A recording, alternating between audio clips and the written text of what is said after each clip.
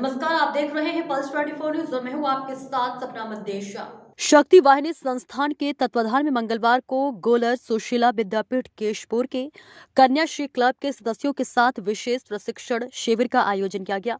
Police प्रशासन की ओर से बिना ध्यान दिए लगातार हो रहा है कम उम्र में विवाह, लेकिन वह स्थान कन्याश्री क्लब के ध्यान से नहीं बचा।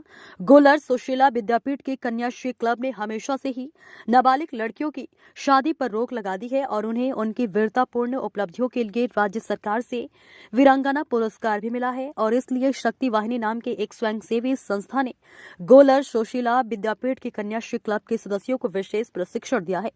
शक्ति वाहिनी नाम की यह स्वयंसेवी संस्था बाल विवाह, बाल श्रम, पॉक्सो जैसे मामले होने पर भारत के हर हिस्से में सहयोग करती रही है, लेकिन पुलिस एफआईआर नहीं करती है और उस संस्था की ओर से इस दिन कन्याश्री क्लब के सदस्यों को विशेष प्रशिक्षण दिया गया। उन्होंने उनके साथ खड़े रहने का वादा भी किया।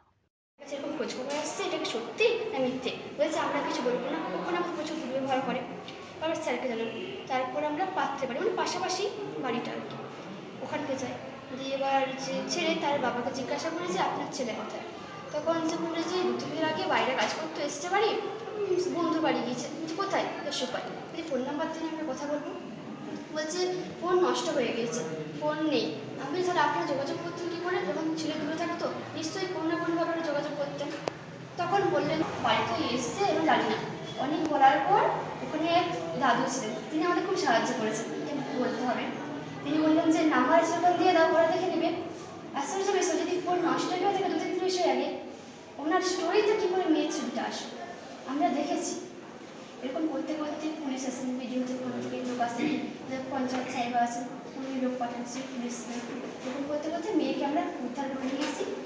12:30 স্কুলকে নিয়ে আসা হয়েছে, ওই জিজ্ঞাসাবাদ করা হয়েছে যে কী হয়েছে। তখন মেয়ের মা অস্বীকার করেন পুরো বিষয়টা।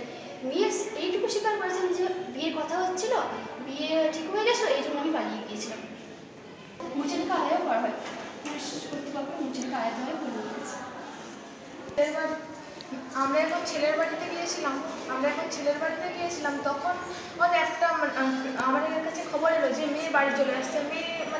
মেয়েকে অন্য কোথাও লুকানো ছিল।